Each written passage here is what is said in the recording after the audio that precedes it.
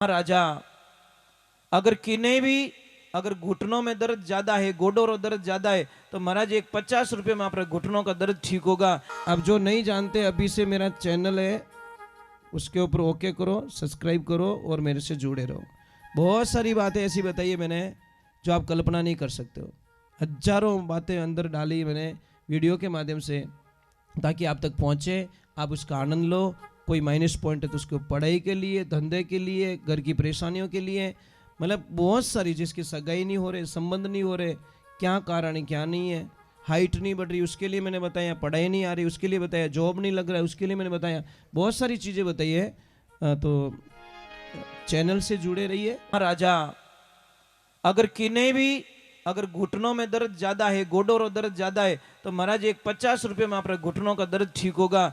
आप कुछ मत को एक ट्यूब लेके आओ, कौन सी, वो चूने वाली ट्यूब जो खाते हैं तंबाकू के साथ में, घनर घनर जेब में पड़ी रहला बे, क्यों खावी है। ऐसे तंबाकू के साथ में कितनी भी खा लो कोई फर्क नहीं पड़ता, पर उसी चूने को अगर पानी में मिलाकर खाना खाने के बाद में इतना सा चूना लेकर अगर कोई रोज पी लेता है तो आप चौथे पांचवें सातवें दिन देखना आपके घुटनों में इतना दर्द खत्म हो जाएगा जो कल्पना नहीं कर सकते। 20-25 रुपए का खर्चा नहीं होगा। दूसरे नहीं करते तो हम एक प्रश्न करते हैं, भैया आप दूध किसका पिलाते हो? बोले भैंस का। तो पछे इनो इलाज मार्गन नहीं है के कारण भैया एक बात का ध्यान रखना, विकास नहीं होता। गाय माता जिस दिन बछड़े को जन्म देती है, जो वहां की गिल्ली मिट्टी होती है जहां पे बछड़े को जन्म देती है, वहां का जो स्थान गीला हो जाता है, वहां की मिट्टी उठाओ और घर आंगन में लीप कर दो, निहाल हो जाओगे आप कल्पना नहीं कर सकते उस मिट्टी में कितनी ताकत होती है। गाय जब बछड़े को जन्म देती है तो कहते हैं बछड़ा, पछे क्या वो टोगड़ियो, पछे क्या वो नारकियो, पछे क्या वो बलद, कितना रूप रिया? 4।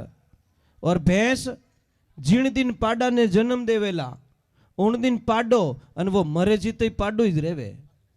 कोई विकास नहीं है, ध्यान रखना, कोई चेंजिंग नहीं है। जी जन्मियो तो ही पाडो और मरियो तो ही पाडो। दूसरे नंबर बोलते मेमोरीज नहीं है। आप एक काम करना, कल अनजान गाय को अपने घर के द्वार पे एक रोटी देना, एक गुड़ और रोटी दे देना। ठीक उस दूसरे दिन गाय माता उसी टाइम पे वापस घर पे आ जाएगी आपके घर पे और रोटी मांगेगी और भैंस ने बदाम रो हलवो खिलाई जो पछे जावण दीजो बारे। और जैसे ही वो कटे कीचड़ देगी नहीं, ब्यूटी पार्लर में घुस जाएगी मेकअप कराने के लिए। भैंस को इतनी भी नहीं पड़ी कि मेरे मालिक ने सुबह मुझे स्नान कराया और मेरे पे बहुत सेवा की और वह बेटी कादा में लौटी आई मेकअप करके। भैंस जितनी बुद्धि है, गाय ये कभी नहीं कर सकती। तीसरे नंबर, गाय को आप 50 किलोमीटर लेके चले जाओ, छोड़ के आ जाओ, गाय वापस आ जाएगी। और भैंस ने सिर्फ 4 किलोमीटर दूर ले जाइजो, छोड़ दीजो, भैंस ने ठाई नहीं पड़े मैं आई कटूं। इसलिए साइंस कहती बफेलो मेमोरी शॉर्ट। भैंस की मेमोरी काम नहीं करती, वो 2.5 घंटे तक याद रखती है, પછી भूल जा मैं कौन हूं, मैं कहां से आई, मैं कौन हूं, ये भी पता नहीं उसको। अब एक चीज और बताऊं, गाय के बछड़े को देखना, भैंस के बछड़े को दूध पीते ही एक तरफ जाएगा और पड़ जाएगा, सो जाएगा, आलसी टट्टू। और गाय के बछड़े को देखना, जैसे ही दूध पिएगा पूंछड़ो करी ऊंचो, गाड़ी चौथा गियर में, टॉप में, पचा हाथे अभी को नहीं, 15-20 मिनट टोकड़ी हाथे अभी को नहीं, क्यों मैंने रोज प्रैक्टिस करनी पड़े। मन ठाए दूध पी लियो, हमें जब तक दूध नहीं पचेला वो टोकड़ी हाथे आवण वालों પછી आराम शांति उबो रह जा। मन ठाए 20 मिनट की कैपेसिटी है, ये भागेगा, रनिंग करेगा, फिर शांत हो जाएगा। उसको पता है दूध को मैंने बराबर लेवल में। और भैंस रो पाडो कहीं करिए, दूध पियो ने एक तरफ जहां फाप हूं। और एक चीज और बता देता हूं मैं आपको, 10 भैंस के बीच में एक भैंस के बच्चे को छोड़ देना, उसकी मां को, तो 8 भैंस की लात खाएगा वो, तब उसकी मां मिलेगी। और गाय के बछड़े को 100 गाय के बीच में एक गाय के बछड़े को छोड़ना, विथिन 2 मिनट में उसकी मां के पास में पहुंच जाएगा। 2 मिनट में उसकी मां को ढूंढ लेगा। और भैंस रो बच्चियों 8-10 भैंस लातों खाने ठा पड़ेगा, हमारी मां को नहीं है, मैं रॉन्ग नंबर आ गए, मैं दूसरे के नीचे घुस गया हूं कुल मिला के। अब भैंस का दूध, मैं ये नहीं कहता भैंस मत रखो, भैंस रखो, भैंस से आपकी रोजी रोटी चलेगी, भैंस का दूध बहुत अच्छा होता है। पीने के लिए गाय का दूध अच्छा होता है, और मिष्ठान के लिए वगैरह वगैरह के लिए गाय का दूध, भैंस का दूध अच्छा रहता है। इसलिए मैं नहीं कहता भैंस मत रहो, भैंस के साथ में गाय तो रख लो भैया, इतनी तो कृपा कर लो। अब यहाँ पे अब तो घणी बढ़िया लोग लाग, आप किन्ने किन्ने घरे गाया ये तो बोल दो आप। अब देखना, मतलब शायद 1% लोगों के, मतलब 99% लोगों के घर में गाय नहीं है। 100 में से 10 आदमियों ने लोग ऊपर आ दिया। अभी 500 आदमी बैठे, 500 में से 50 ने ऊपर हाथ कर दिया, कौन सी बड़ी बात हो गई भाई? लो, गाय नहीं है, गाय ने क्या बिगाड़ दिया आपको पता है? गाय जीते जी भी हमारे को करोड़पति बनाती है और चली जाती है दुनिया से। तो गाय को फेंको मत, बाहर मत फेंको, कुत्ते लोचे उसका चमड़ा निकाले वहां मत डालो गाय को। गाय को अपने खेत में ले जाके दफना दो। मैं इसके रीधी सीधी बताता हूं, मैं आपको एक प्रयोग बताता हूं। जाए गाय की उम्र पूरी हो जाए, जब वो शरीर छोड़ दे, अपनी उम्र पाके अपने शरीर का त्याग कर ले, तो गाय को फेंको मत रोड पे, आप अपने खेत में ले जाओ, 7 फुट गहरा खड्डा करवा दो, उसमें गाय को मिट्टी में डाल दो, दफना दो। ठीक 24 महीने बाद में उस खड्डे को वापस खोदो।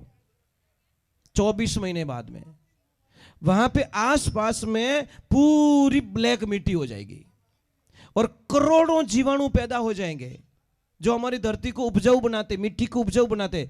उसमें से 1 किलो खाद लेना, मिट्टी लेना, काली मिट्टी, और 50 किलो जो जंगल में कोई पेड़ पौधा खड़ा हो, वट का वृक्ष हो, उसके मिट्टी उठाना, उसमें मिक्स कर देना और 1 एकड़ में वो मिट्टी को छांट देना। जब फसल तैयार करो उससे पहले, जब फसल बो दो, दूसरी पान तीसरी पान पिलाओ, तब उसको वापस डाल देना। और एक लास्ट में काटने के मतलब 1 महीना पहले उसको एक बार वापस। 3 किलो खाद पूरी 1 एकड़ में बहुत हो गई।